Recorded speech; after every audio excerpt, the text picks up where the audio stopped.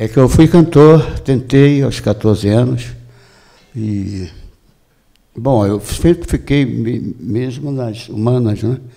Porque aos 11 anos em Corumbá, meu pai foi servir lá, meu pai era militar, e eu fui, né, com minha mãe e com ele, e estudava no colégio salesiano. E eu achava bonito, né? Eu ajudava o padre a rezar a missa, mas nunca fui molestado, não, hein? E aí, eu achava bonito, né? Não ter o que comer, não, mas achava bonito aquela que ele pegava na Bíblia, né? aquele livro imenso, enorme, pesado, e eu achava tudo aquilo bonito, né? E ele conversar com as pessoas no sermão, e aquilo me fascinava. Mas eu não poderia ter sido um padre, porque eu já espargia na parede alguns conteúdos que, de repente, a sexualidade já era premente, né? Eu com 11, 12 anos, não ia ser. Voto de castidade estava longe. E assim, aí depois, cantor, era o Walter Guimarães, cantava na Rádio Tupi, né, no Rio de Janeiro, um domingo sim, um domingo não, um programa que ia de 10 horas ao meio-dia, por aí. E eu era o Walter Guimarães, né? E eu cantava assim.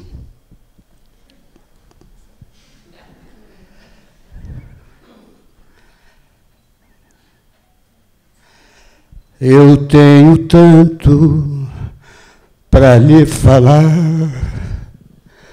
mas com palavras não sei dizer como eu amo e como eu gosto de você. Isso para a fotografia foi um pulo, porque na fotografia a gente não fala, a gente exalta. E foi nessa que eu fui.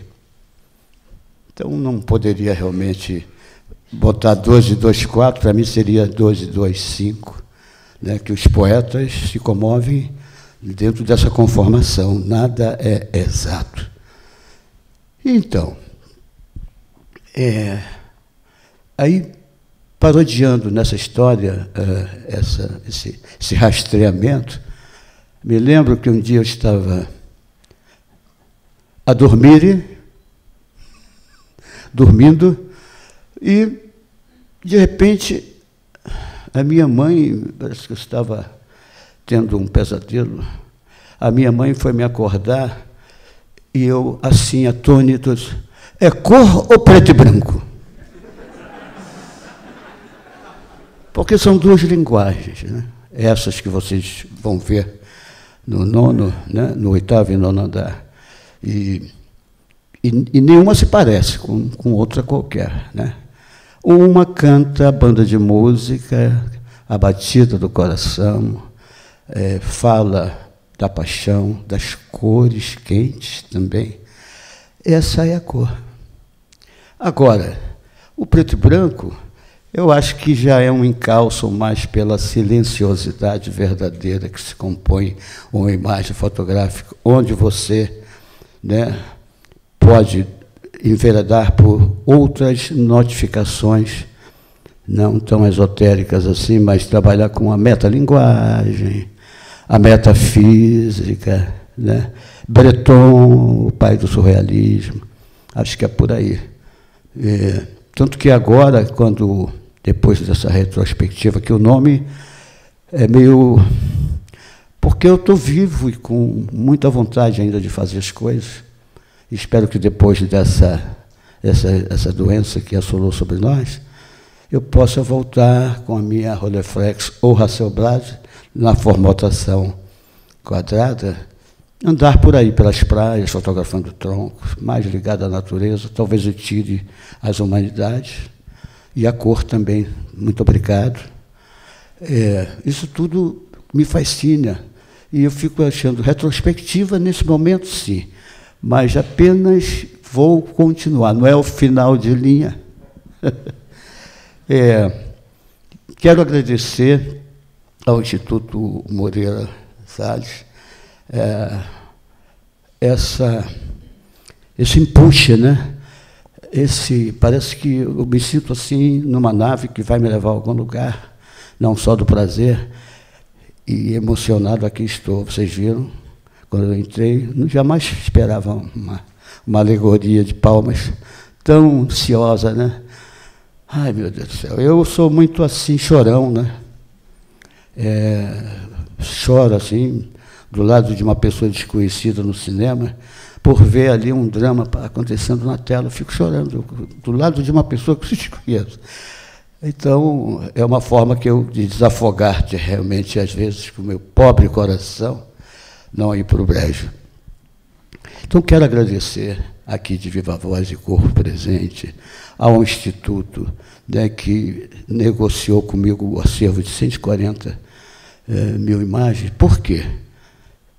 Eu sou um feitor, eu sou um homem que faz as coisas, né? Eu sou um homem que procuro plantar fazendo. Então, algumas vezes eu entrava no meu quarto de escritório, lá de um apartamento, na época em Copacabana, hoje eu voltei a ser tijucano, e eu pisava nas estrelas distraídas, não, mas pisava no Pixinguinha, no Cartola, na Clementina, e algumas vezes em outras situações da minha história fotográfica. Estavam ali, guardados em caixas de sapato, bolsas da casa da banha. E quando surgiu essa quase convocação dessa instituição, eu não me fiz o rogado, né? Porque eu acho que está no lugar certo. E eu, através desse convite e dessa apologia ao meu trabalho feito por essa instituição, eu só vou morrer uma vez e vou ficar na história. Mas quando eu comecei, pouco me importava, eu queria ser apenas mais um fotógrafo. Mas tinha uma missão que era mudar, dentro do conceito fotojornalístico, aquela medida da fratura exposta. A fratura exposta é aquela verdade verdadeira, né, que se apraz no jornalismo, que você de manhã, tomando seu café, está lendo um desastre, o Joelma em fogo, suicidas do quarto andar, um homem correndo com um objeto metalizado para furar o outro. Sempre essa questão, né, da imolação da guerra do Vietnã, daqueles sacerdotes que colocavam, né, álcool e tocavam, ou gasolina, e tocavam fogo nos seus corpos, né? E você achava que o fotógrafo não tinha o direito de fotografar, tinha que salvar. Não, o fotógrafo é uma atividade, não é costureira. Nessa hora ele tem realmente que fazer. Parece alguma coisa imoral, mas não é. Eu mesmo, quando comecei no jornal Última Hora e depois no Jornal do Brasil, eu fiz algumas fraturas expostas, porque era uma coisa que passava diante de mim e eu calcaria o botão. Mas eu vim com uma organização tática individual de trabalhar no fotojornalismo, tentando mudar essa sistemática, trabalhar com os entornos de sombras, diagonais, paralelas, tentando colocar algo na imagem que fosse... a vida também é doce, a vida não é só madrasta. Eu queria mudar essa sistemática, mesmo que eu tivesse que compor um Pixinguinha sentado na cadeira de balanço, ou outros personagens que surgiriam, né, no viés da minha história. E foi assim que eu me tornei o tal do Walter Firmo, né? Sem querer ser. Eu queria apenas ser o Walter Firmo Guimarães da Silva. E me tornei o Walter Firmo. E hoje homenageado por essa instituição, e que eu acho que a salvaguarda é imperiosa e faz muito justiça a tudo aquilo que eu fiz e que estava por escorrer pelo ralo, né? Eu acho que essa instituição veio exatamente para salvaguardar esses fotógrafos que são padrasto com as suas fotografias, com as suas obras, né? E tem que, sim, não estaria em melhor lugar, né, como o acervo está ainda. Foi em regime de comodato, 10 anos eu poderei reaver, mas eu não vou querer reaver. Primeiro porque eu acho que daqui a 10 anos, eu com 84, manda o figurino, né, da existência, que a gente parte, né? Vai fazer o quê? Mas hoje eu ainda vou ao banheiro sozinho, namoro, e participo da vida ativa, dirijo a minha doblozinha sozinho, olhando nos espelhos. É possível fazer uma viagem daqui ao Rio de Janeiro, talvez eu volte daqui a 30 dias, de carro dirigindo. E assim vai se fazer, porque eu me sinto totalmente inteiro, né? Então, daqui a 10 anos é possível que eu não esteja mais assim. Aí eu não quero, não. Já quero ter partido. Eu acho que o grande medo nosso, né, de morrer é porque a gente não sabe para onde vai. Isso era preciso saber. Não importa, né? A gente não vai ver mais nada, não vai sentir mais nada. Talvez vamos virar, alguma chama que na invisibilidade vai ir para algum lugar. Então, eu posso dizer que já tive mais medo da morte. Hoje eu não tenho, não. Eu só não quero que seja dolorida, sabe? Quem sabe eu dormindo, já imaginou no dia seguinte, já estou em outra. Esse é o melhor, né? Não sei se eu vou ter esse direito. Mas, minha gente, olha, eu nem sei o meu tempo para... Todo tempo. Eu gosto de conversar, mas assim, diante de tantos olhos, assim, né? Assim, me cravando, eu sempre fui tão humilde, né? Mas eu tenho duas caras. Eu sou geminiano, né? Do decanato 1º de junho, e vocês sabem que dizem que essa instância de ser geminiano é o mais mau caráter, porque são dois, né? Mas dizem também que é altamente criativo. E a minha lua é em peixes. Então, de repente, tudo numa boa aí. Mas, olha, mas eu quero continuar assim, fotografando. É o que sempre me remoçou, sempre me construiu. Essa pessoa bem-humorada, que eu acredito que seja, e que não aparento, às vezes, ter essa idade, né, de 84 anos, foi a fotografia. A fotografia, ela é, acho que um estágio psicológico de quem faz. Você às vezes está com as mazelas da vida, né, te perturbando, você pega a máquina fotográfica, coloca no peito e sai alhures, né? Sem preocupação de voltar para casa, e você se esquece de tudo. Isso aconteceu comigo várias vezes. Eu saía, fotografava nuvens, postes, portões, né? Janelas, o que tivesse. E é um engendramento, sim, sensorial, político, nessa razão de que a gente se descobre envolvido dentro daquela instituição que fica pendurado no seu peito, que te instiga, no silêncio, de trabalhar outras configurações que estão muito longe daquilo que, de repente, te faz sentir dor, remorso, enfim. Então, essa minha vida de fotógrafo, que passou pelo jornalismo do preto e branco, e que depois, no Jornal do Brasil, me fez traduzir como repórter, também ligado à escriba, tanto que eu ganhei um prêmio, o maior prêmio jornalístico, né, que era o Prêmio ESSO. Em 1963, eu viajei 3 meses para Amazonas, e em 64 ganhei esse prêmio, que dava uma viagem para Nova York, e $500.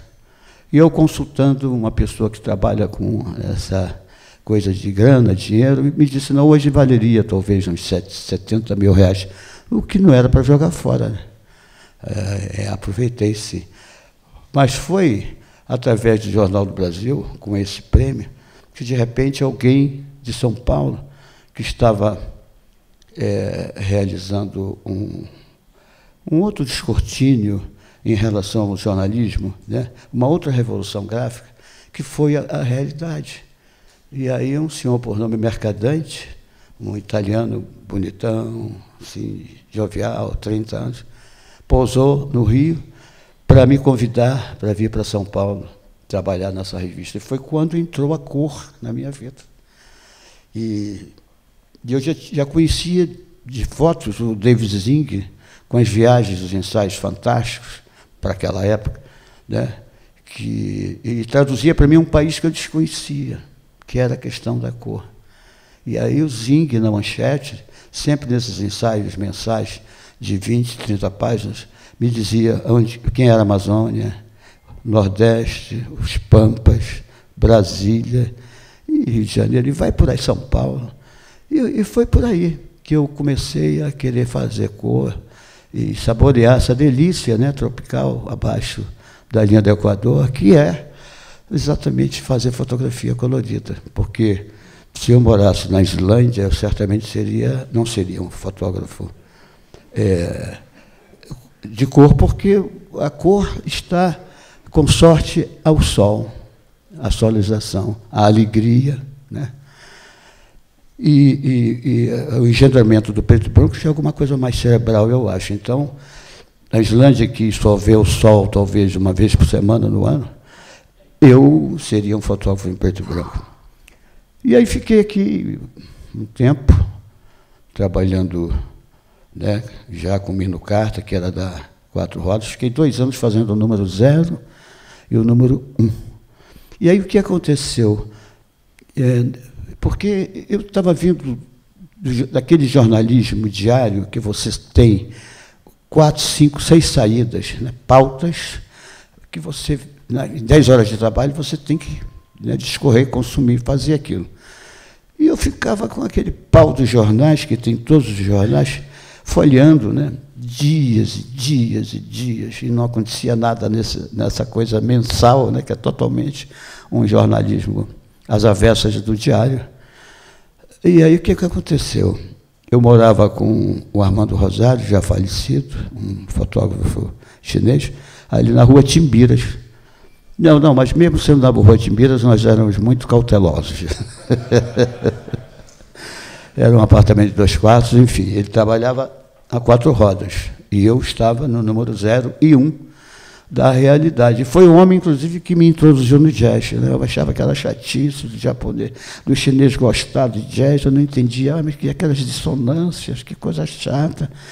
E tempos depois, hoje, além de Chorinho e de outras músicas boas também, eu sou um homem ligado muito ao jazz, né? Eu adoro ouvir jazz. Mas por que eu estou falando isso? A gente vai falando as coisas, né?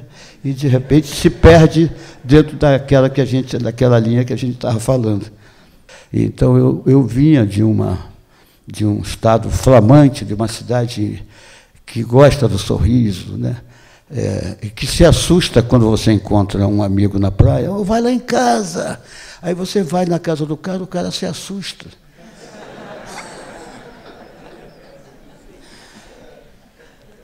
Eu não sou num desses. Aí marca um horário com você, ele chega meia hora, 1 hora depois. Não, eu sou o cara.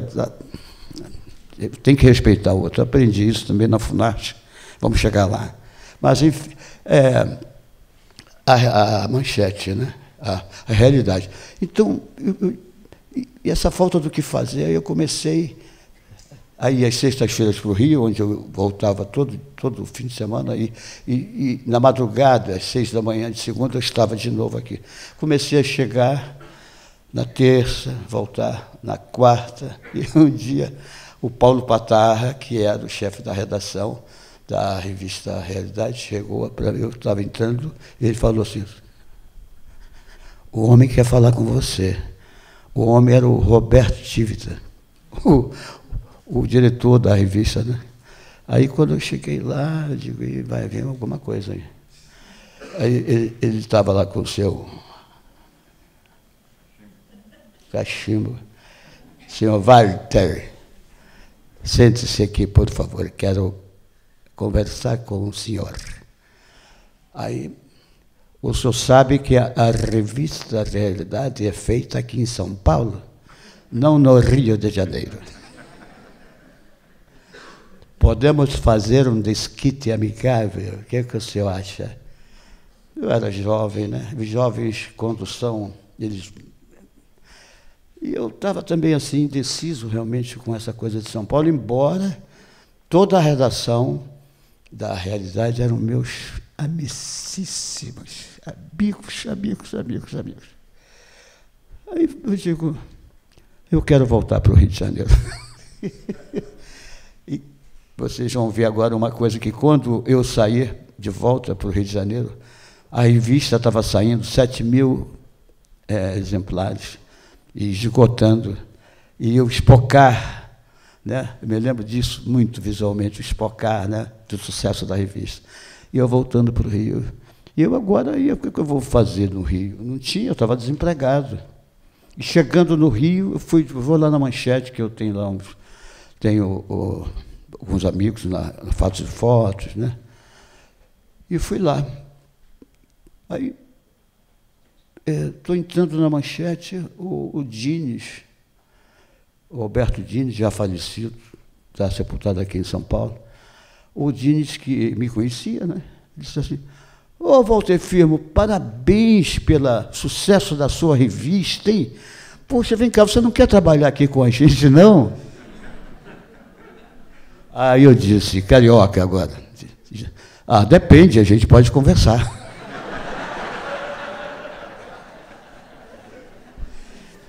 Eu sei que passei a ganhar mais lá do que ganhava aqui, que era um muito bom salário. E passei a ser um caixeiro viajante. Conheci o Brasil todo, todos, só não na ilha, aquela ilha ali entre Natal e Recife. Tudo, as cidades, as capitais, enfim, desse país imenso que é o nosso, eu conheci. E fui fazendo, dentro desse agendamento, exatamente de forma paulatina, as fotografias, que hoje certamente estão no arquivo do Instituto, e ficávamos sempre em hotéis de 5 estrelas. Eu acho que a Bloch tinha um convênio, né? E eu tinha 2 Hasselblad zeradas, zero. É uma coisa incrível. Um dia eu quero escrever sobre essa história da Manchete, né? Porque nós éramos muito respeitados aonde chegávamos. Mas era uma revista tida para ler enquanto você esperava o dentista, né, ou no médico, porque, além das fotografias, o teor dela, né, era meio desmiolado, era uma revista que não tinha nenhuma tradução realmente objetiva em relação ao prazer. E aí foram 5 anos lá, fotografei Pixinguinha. Foi lá que manifestou-se em mim esse desejo, né, de trabalhar a essencialidade negra. Por quê? Porque nesse ínterim, em 68, eu fui para Nova York, Manhattan, fiquei lá trabalhando no birô da revista durante 6 meses. Então, e falava meia dúzia de palavras em inglês. Só a Manchete mesmo. Mas para um fotógrafo, normalmente, ele não é necessário que ele fale. Ele pode ser um mudo. Ele vai observar a cidade em seus, né, meandros e, enfim, consequências. Não é necessário. E lá eu viajava para o Caribe, ia para o Canadá, México, tudo isso fazendo reportagens, né? Mas foi uma situação simbólica que aconteceu, num fax que eu recebi lá, na Manchete lá do birô de Nova York, que o José Roberto, acho que era o nome dele, o chefe, me disse, tem um fax aqui para você, Walter. Aí eu fui ver o fax, era um fax vindo de um fotógrafo, colega meu da equipe da Manchete no Rio de Janeiro, que, enciumado, mandava assim, como vocês tiveram a coragem de contratar um fotógrafo mal profissional, analfabeto e negro. Aí caiu a ficha. Porque a minha família pele branca, na herança da minha mãe, né? As minhas primas, todas essas pessoas me tratavam muito bem. Eu, talvez como ingênuo, não sabia que a população... Mas, enfim, eu nunca me senti perseguido até então. E aí eu deixei meu cabelo crescer, era Black Beautiful, aqueles rapazes negros que contestavam lá em Nova York.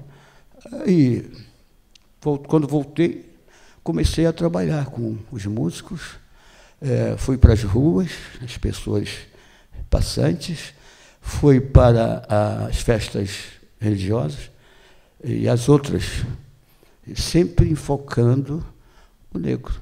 Isso que vocês vão ver aí exposto é exatamente essa historinha, essa maneira de que, como eu me concluía, né, nesses lugares. Comecei a pesquisar onde tinha as festas, onde, enfim, as fábricas, e fiz esse trabalho, que é a glorificação em uma atitude, embora não de jogar pedra na vitrine, nada de violência. Eu acho que a gente tem sempre meios de dialogar com o outro e, de uma forma pacífica, resolver a questão. Então, vocês vão ver ali, o que tem aí é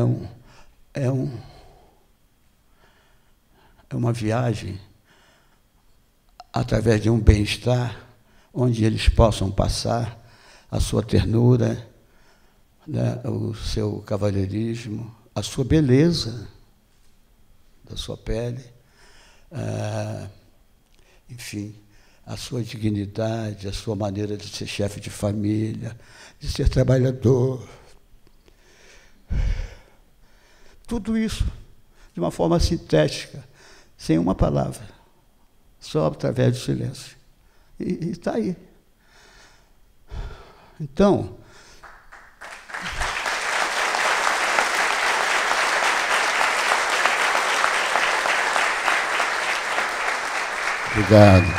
obrigado. Então, fazer fotografia também é uma ordem política, assim, a gente não é necessário só apertar o botão, é preciso que você também tenha um direcional seu, constituído, né, enquanto patriotismo, ou o que for, a sua maneira de pensar, assim, né? E nesses guardados que o Instituto tem, daria para fazer mais umas 10 exposições sobre isso, em outras direções. Nada com o negro, em outras direções. Bom, eu acredito que quando eu for embora, vocês aí, de repente, né, tem aí 30, 40 anos para botar a volta e firma aí na jogada. Mas, então, só para encurtar, né, já estou falando há algum tempo demais, saindo da realidade, Manchete, eu voltei, fiquei até 71 na Manchete, e depois tentei fazer um freelancer, né, pela primeira vez, mas eu não falava um português arrazoado, como falavam Maurinho Bicilhar, Carlos Andujá, o meu amigão Zing, Jorge Love, todos esses egressos, né, vindos dos seus países depois que eu saí e voltei para o Rio. E foi muito bom tê-los, né, porque são ótimos fotógrafos, cada um na sua categoria.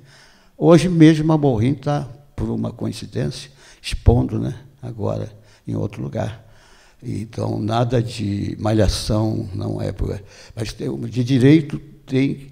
Eu tentei fazer freelance, mas eles só queriam só os que falavam um pouquinho um português meio esquisito.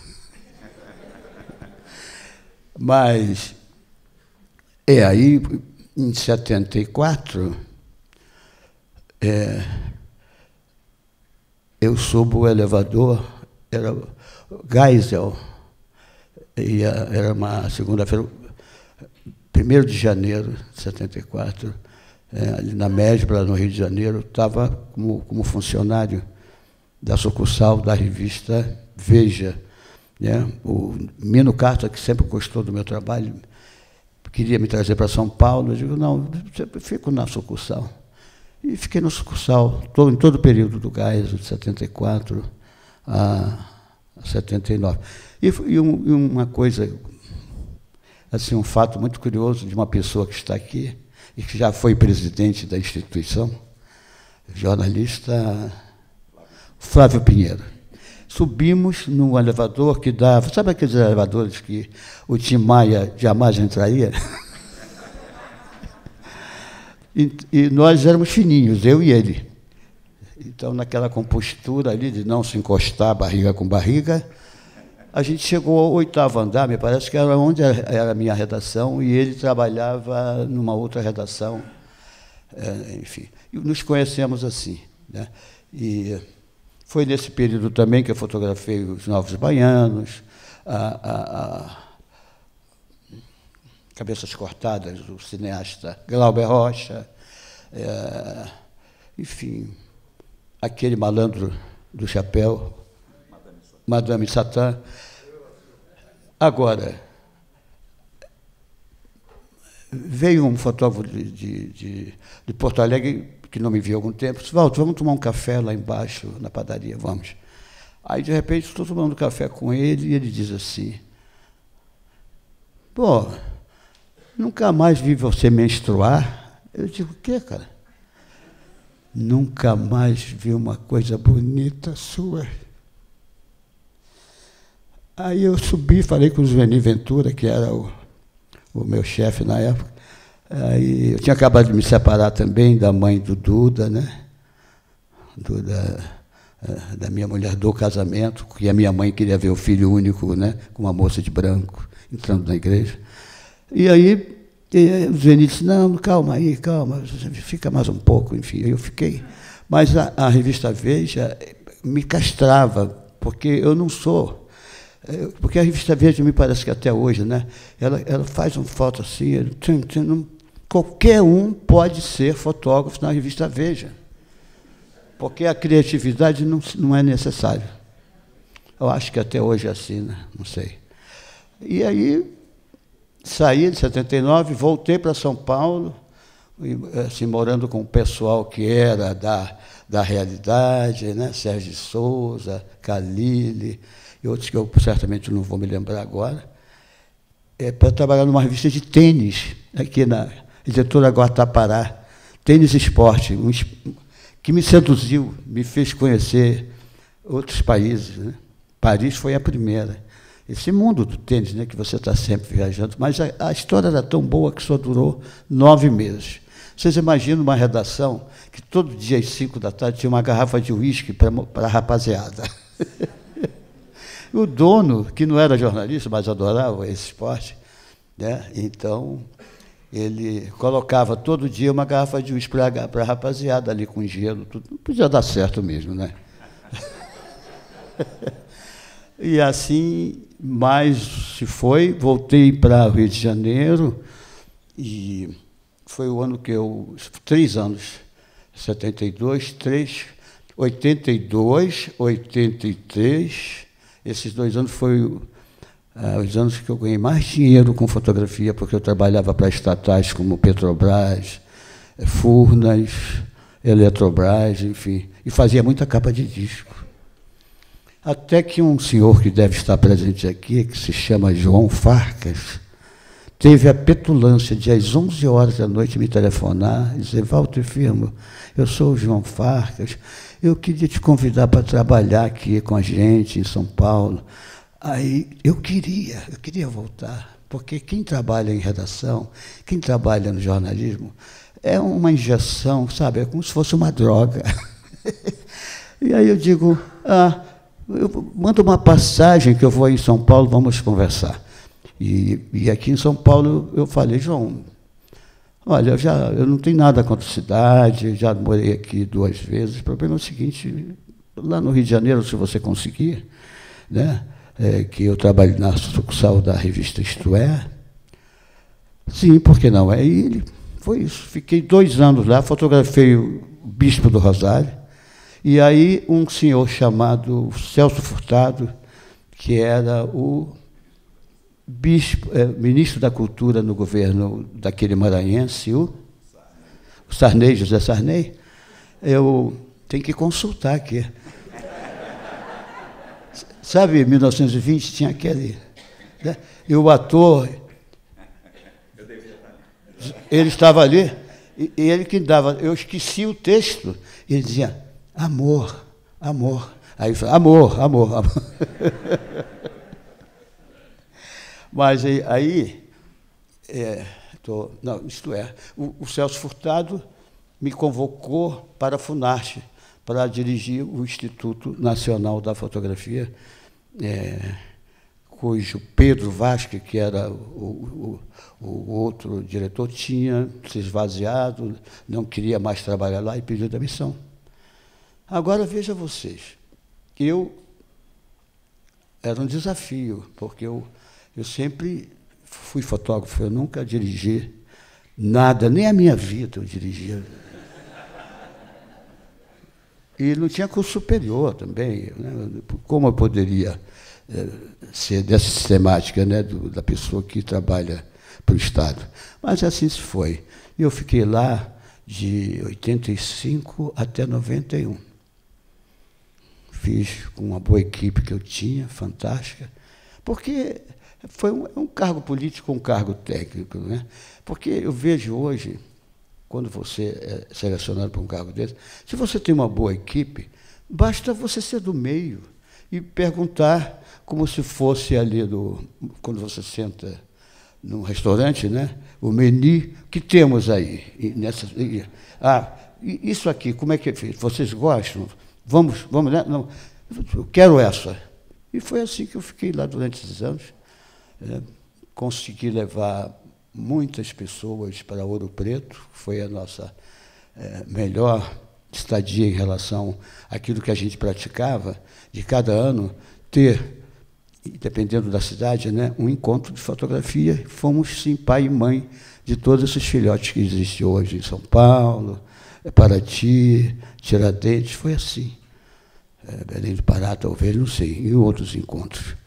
E, então, pautado nisso, a minha vida, quando eu saí, em 91, em 89,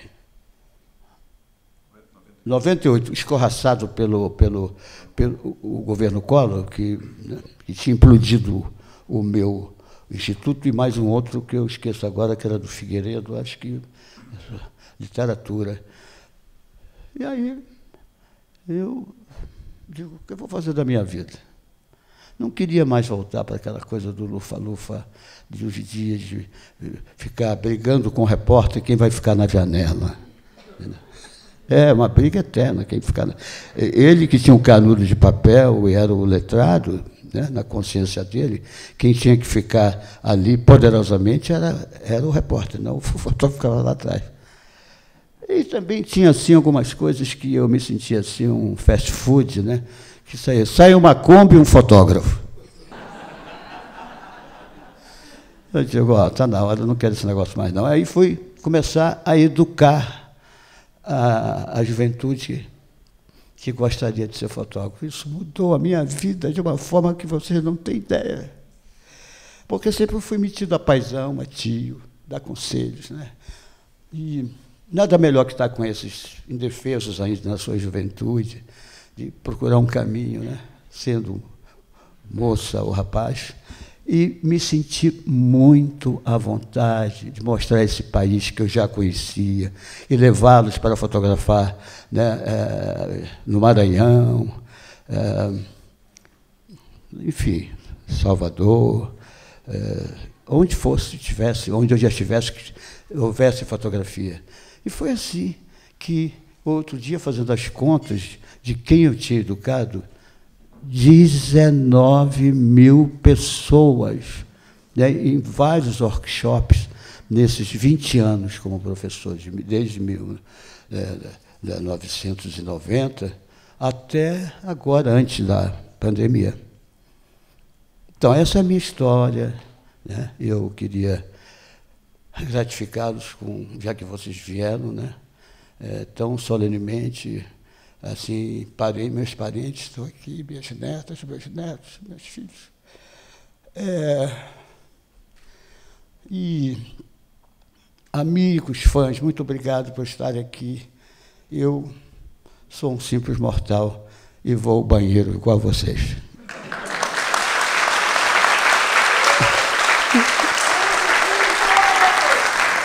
Na verdade, acho que eu só quero dizer que também agradecer a presença de todos.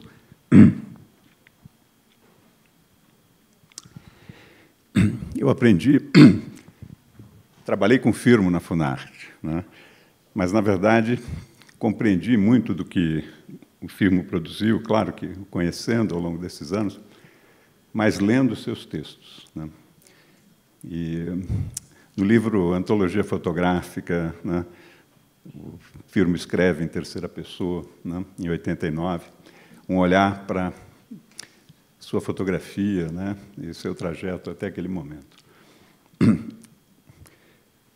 Boa parte do que, no processo de trabalho com acervo, de pensar a exposição, né, que é um processo conjunto com Janaína Damasceno, mas, para mim, boa parte veio, né, de uma leitura, de uma releitura, né, daquele texto e de outros textos que você escreveu, né, nos seus livros, né.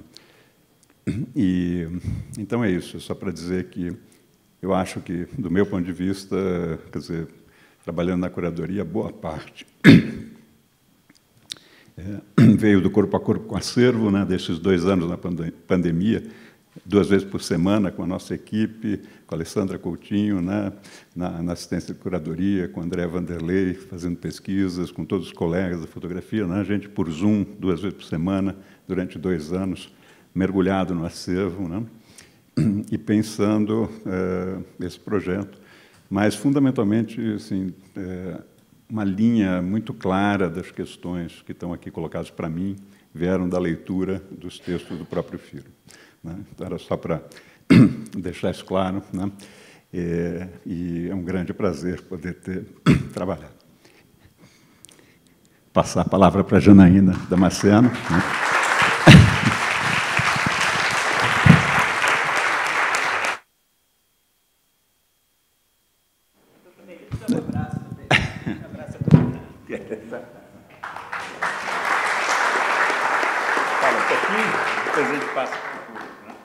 Bom dia.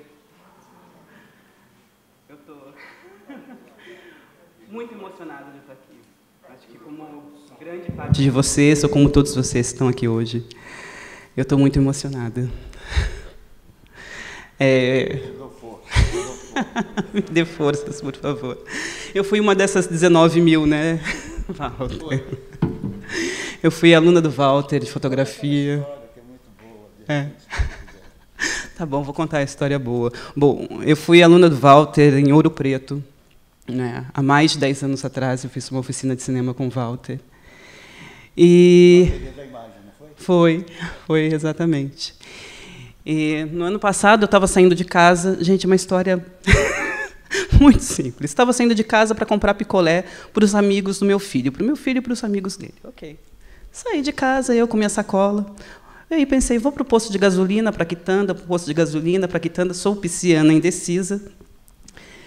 E pensei, vou para o posto de gasolina. E eu fui andando, e eu fui olhando, e na fila do posto de gasolina, para lavar o carro, estava lá o Walter. Eu falei, gente, o Walter Firmo na esquina da minha casa, como assim, né?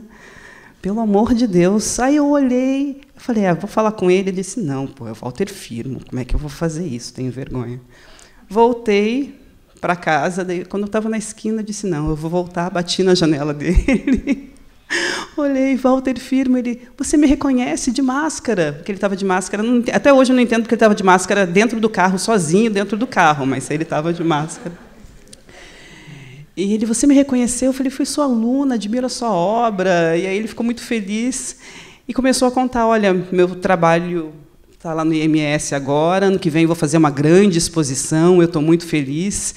E eu olhei para ele e disse assim, Walter, eu ainda vou escrever sobre essa exposição. E acabou, fui embora. E 2 semanas ou 2 meses depois, não lembro mais da temporalidade, o Sérgio e o João me ligaram, né, para participar do projeto de exposição do Walter Firmo. E então, eu acho que tem umas coisas que o mistério, né, só o mistério, só o divino, acaba explicando mesmo, porque a gente não se via há muito tempo. O Walter nem lembrava qual era o meu nome. E aí, um dia eu chego, o Walter está lá no IMS, o Sérgio chamou a gente para fazer uma conversa, E aí, quando ele me vê, ele disse assim, peraí, como assim a menina do posto está aqui? Peraí, tem alguma coisa muito estranha. Então, acho que o fato de estar aqui também com você hoje é um chamamento mesmo, né, Walter? É um chamamento mesmo. A gente tinha... Eu acho que essa dimensão do sagrado realmente nos une, né? E é essa dimensão do sagrado que eu acho extremamente especial no seu trabalho, que me toca muito no seu trabalho. O Walter não é só um dos maiores fotógrafos brasileiros, né? O Walter é um dos maiores fotógrafos do mundo. Não é verdade?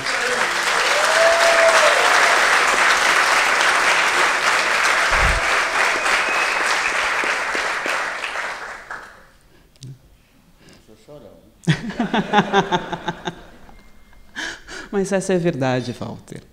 Eu acho que é muito pequeno quando a gente pensa no seu trabalho apenas em termos nacionais ou da brasilidade. A gente tem que colocar o seu trabalho, da dimensão do seu trabalho, sabe, em um contexto global, porque você é um dos grandes fotógrafos que a gente tem no mundo. Eu queria adendar a fala de Janaína em relação a um conceito em relação ao meu trabalho, né? Que ele é muito leve, solto, lírico e flana, que a fotografia era uma passagem na minha vida. Eu queria galgar alguns degraus e chegar no cinema. Eu queria fazer como fez José Medeiros, o meu grande tutor nacional. Eu estou aqui falando com vocês por causa de José Medeiros, que à distância me instruía como fotografar. Ele estava sempre com os índios, no meio de cachoeiras. Ele estava em Paris, na praia de Copacabana, ali fazendo a cabeça na Bahia, fotografando aquelas pessoas do candomblé com as suas cabeças raspadas. Eu não era moldado a ficar numa sala, eu queria aventura. E foi assim. Então, queria ser o José Medeiros. E depois ficamos amigos, né? Tanto que quase ele morreu nos meus braços, lá na cidade de L'Aquila, na Itália. A gente foi convidado, né, para um encontro cultural que houve lá, que tinha até o Balé Estágio, aqui de São Paulo, tinha o pessoal da Bahia, né, o Gil, a Betânia, o Buarque também, e o Caetano. Tinha umas 150 pessoas que foram do Brasil, exatamente o título era O Último Grito da Amazônia. Então eu fico falando, eu queria, e depois da revista Cruzeiro, ele foi fazer cinema, foi diretor de fotografia. E eu que queria ser era diretor de fotografia, né? Por quê? Porque a fotografia, para mim, eu escolhi a única, né? A moldada, a parada, porque para mim é que emociona mais, né? Sem querer qualquer tipo de, enfim, em relação à imagem cinematográfica, porque eu sei, todos nós sabemos como o mundo é, né? Da esquerda para a direita, a nuvem anda, e, enfim, o vento bate, né? A gente conhece isso, né? Então, naquele tempo que tinha aqueles diretores, né? Antonioni, enfim, todos aqueles na década de 60, sim, você ia assistir um filme, né? Depois você saía, discutia com seu amigo, horas sobre o filme, enfim, era um outro contexto. Mas o que até hoje me molda mesmo em relação à imagem 24 por segundo, para mim é a imagem parada, porque é através da imagem parada que eu vou flutuar e eu vou certamente adquirir uma velocidade em relação ao que o fotógrafo quis dizer com aquela imagem, acho eu. Já começou a conversa. Já começamos a conversa. Já começamos a... Então, vamos lá. Porque sabe que gente preta gosta de conversar, né, Walter? É isso, né? A gente constrói as coisas na conversa. Fica mais leve também, né? Sem aquela compostura grave de vamos assistir uma palestra ou... Não, e porque o show você também já fez. A gente está aqui só de animador de palco. Eu estava falando que você era um dos maiores fotógrafos do mundo e, pelo jeito, você já, além de concordar com isso, você concorda também que você acaba superando o seu próprio mestre, né? Eu acho que isso é uma coisa fundamental. Vai anotando. Eu já vou ficar com ele na mão. Eu sou contra essa coisa de ter o oitavo, o nono, o primeiro. Não existe essa questão de... Todos são ótimos, todos são bons quando querem, quando ascendem, né? Quando postulam esse pedestal, porque não tem esse negócio de ele é número 1, esse é o número 3. Não existe essa possibilidade, não é? Então, acho que eu posso estar entre, digamos, 50. É possível que sim, mas não sou o oitavo, não. Não sei, há controvérsias. Há controvérsias? Há controvérsias, Walter. Vamos depois saber com o público o que eles acham. A gente vai elegendo. Tem uma coisa que eu gosto muito de uma fotografia sua que está na exposição, que é uma fotografia em que há um casal negro, de pele muito, muito, muito escura, com um bebê no colo. E o pai, são os dois pais olhando para a criança, e o pai está com aquela fralda e uma chupeta amarrada, né, na fralda. Eles tomando cerveja. Exato. Com a fralda no ombro. E a cervejinha do lado. Sim, eles estavam esperando um ônibus numa rodoviária, lá em Petrópolis. Eu acho aquela foto, eu acho que ela é uma das chaves de leitura assim, para todo o seu trabalho e para a exposição que a gente tem aqui. O fraterno. O amoroso, né? Porque você fala disso no seu trabalho. O fraterno, o delicado. Né? Tentando entender o outro nessa expectativa e nessa perspectiva de que somos todos iguais, respiramos, sentimos, choramos, somos alegres. E, para mim, aquilo ali é uma cena comum. Para outros, talvez, olha, por que essa coisa?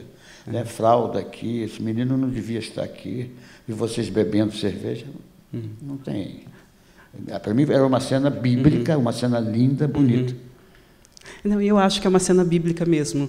E tem uma coisa nessa foto, para mim, que porque eu acho que ela é uma chave de leitura, porque tem essa coisa do terno, do amor, o tempo todo você descreve o seu trabalho como uma obra, como um trabalho de amor pela comunidade negra. Né? Há um texto, há uma autora, que eu não sei se você conhece, chamada Bell Hooks, e ela fala, ela tem um texto chamado Amando a Negritude como uma forma radical de política. Né? E ela pensa no amor, né? No alto amor, inclusive, das pessoas negras, como um processo necessário para a nossa cura. Então, eu sempre vejo a sua obra também, né, como uma possibilidade de cura para nós, sabe? Esse amor como uma possibilidade de cura. E aquela foto é incrível, porque assim, eu sempre, quando eu dou aula, contraponho aquela foto a uma pintura do Modesto Brox, chamada A Redenção de Cã. Né?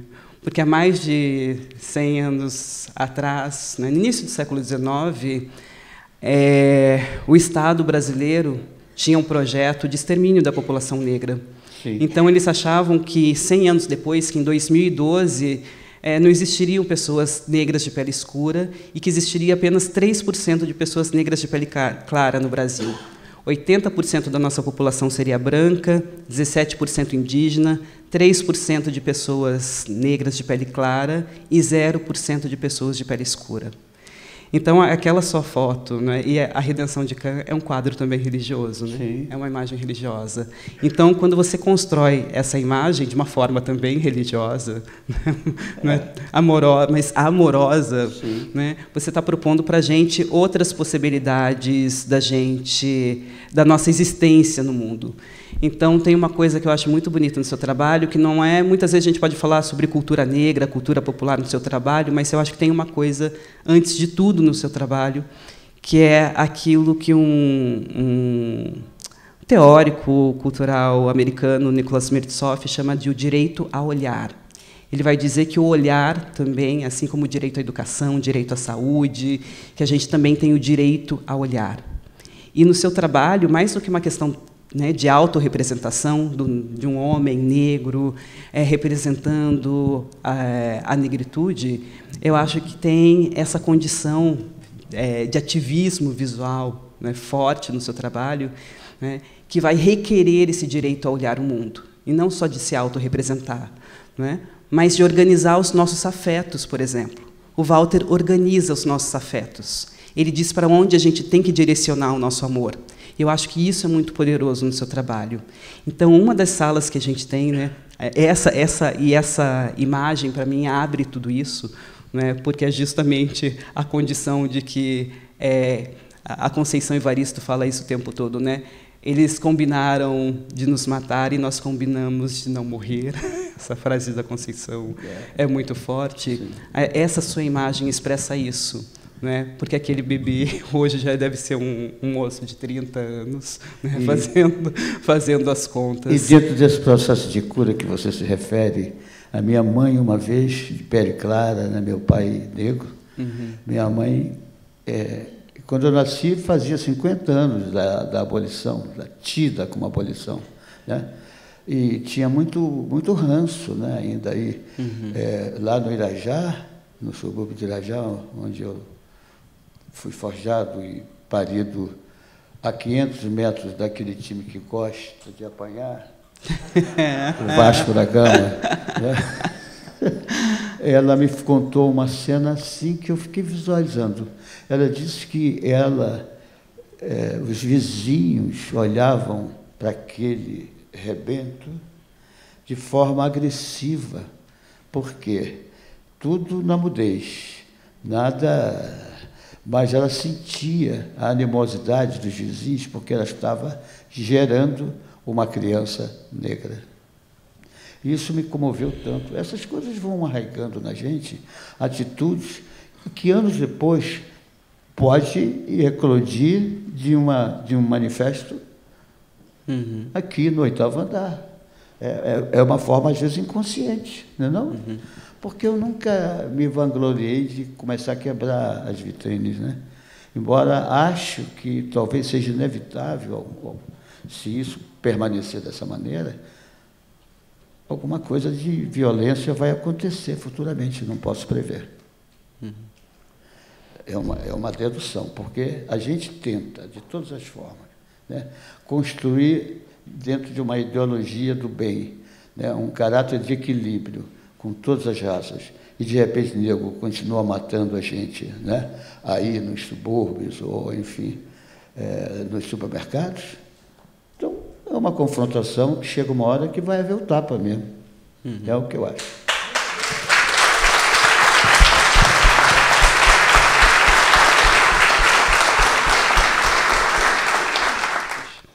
Como é difícil falar, Walter. Também vocês não querem me ouvir, né? Vocês querem ouvir o Walter, mas eu vou falar só mais um pouquinho. Não vou perder essa oportunidade, gente. Mulher preta não perde essa oportunidade nunca. Não é? É isso. Então, querido. Então, só para terminar, porque eu acho que enxergar o olhar como um direito, né, eu acho que isso é mais do que autorrepresentação, sabe, Walter? É mais do que documentar a cultura negra. O que você está documentando, o que você está trazendo para a gente, é a possibilidade da existência mesmo, né? Como, se a gente pensar no direito a olhar como um direito a existir, é incrível quando a gente entra na sala se as nossas imagens vão se multiplicando, né? Quando a gente pensa nessa história do Brasil, queria que a gente não tivesse aqui, né, esse Estado brasileiro que sempre quis, né, e as elites brasileiras que sempre quiseram que a gente não tivesse aqui, quando a gente olha suas imagens e o que você construiu, né, é também esse desejo de multiplicar a nossa existência no mundo da cultura visual, né, no mundo político, porque o mundo da cultura visual é o mundo político. Então, essa imagem desse casal, né, que muitos de nós, né, temos em casa, guardados nos álbuns, né? Quando você inscreve essa imagem na cultura pública, na cultura visual pública, e faz as pessoas olharem aquilo, é uma maneira de multiplicar e também de dizer assim, de multiplicar a nossa presença, mas, sobretudo, de dizer, olha, nós estamos aqui, né? O direito a olhar, quando o Nicolas Mentsoff vai falar sobre o direito a olhar, ele lembra a gente que houve momentos na história negra em que olhar foi proibido. Sim, que houve momentos que até imaginar era proibido. Então, na Jamaica, né, durante o período da escravidão na Jamaica, as pessoas negras não poderiam sonhar com os seus senhores.